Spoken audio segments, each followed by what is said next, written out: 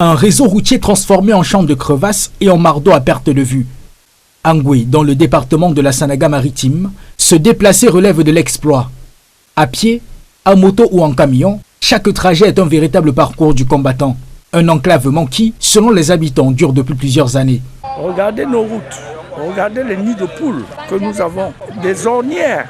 Les routes, non, on n'a pas. Les ponts, rien. Mais les routes ne sont qu'une partie des difficultés. Les poteaux électriques et les câbles donnent l'illusion d'un réseau fonctionnel. Pourtant, Ngoué est privé d'électricité depuis plusieurs années.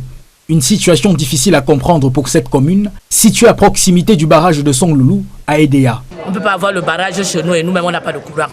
Alors que notre courant va à l'étranger. On est obligé d'aller à Edea tous les jours. On paie un transport de 3 000 francs par jour pour aller acheter toutes nos choses à Edea. Ça passe la nuit, tu ne peux pas garder. Alors ça va se gâter. Nos congélateurs sont gâtés parce qu'on ne peut pas brancher. Quand ça reste longtemps sans utiliser, ça se gâte. Les télévisions, tout est gâté. Même constat pour l'eau potable. Les infrastructures sont quasi inexistantes et les quelques forages disponibles ne couvrent pas les besoins des populations qui dénoncent aussi le manque d'écoles, de centres de santé et d'autres services essentiels. Beaucoup d'autres petits problèmes que nos autorités qui sont en place ne gèrent pas comme ça se doit. Vous voyez, voilà un marché qui est fermé depuis longtemps et qui n'est pas accessible aux vendeurs et aux vendeuses. Il n'y a pas d'aménagement sur le plan scolaire. C'est la même chose. Au lieu qu'on avance, on ne fait plutôt que regresser. Le contraste est d'autant plus frappant que Ngoué figure parmi les communes les plus riches en ressources forestières du littoral. Azobé, Moabi, Tali, Doucier, Iroko ou encore Eben y sont exploités depuis des années.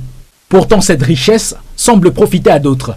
Avec tout le bois qui passe là, on ne donne rien. Même la route, ils refusent de l'arranger. Voilà, l'autre jour, ils sont venus, ils ont versé un peu de petits graviers que vous voyez là.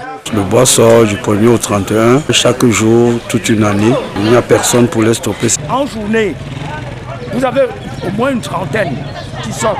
Et dans la nuit, c'est beaucoup plus. De 15 à 20 minutes, vous voyez 3-4 lumières qui traversent, 3-4 et bien chargées. À Ngoué, les habitants affirment avoir multiplié les doléances sans résultat. Ils ne disent pratiquement rien. La dernière fois, on nous parlait de Cameraille qui devait faire entrer ici.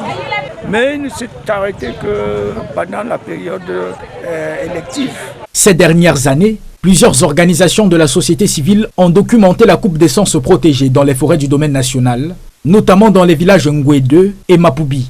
Elles dénoncent une exploitation illégale dont les populations ne tirent aucun bénéfice et recommandent que les responsables soient traduits en justice à l'issue des enquêtes.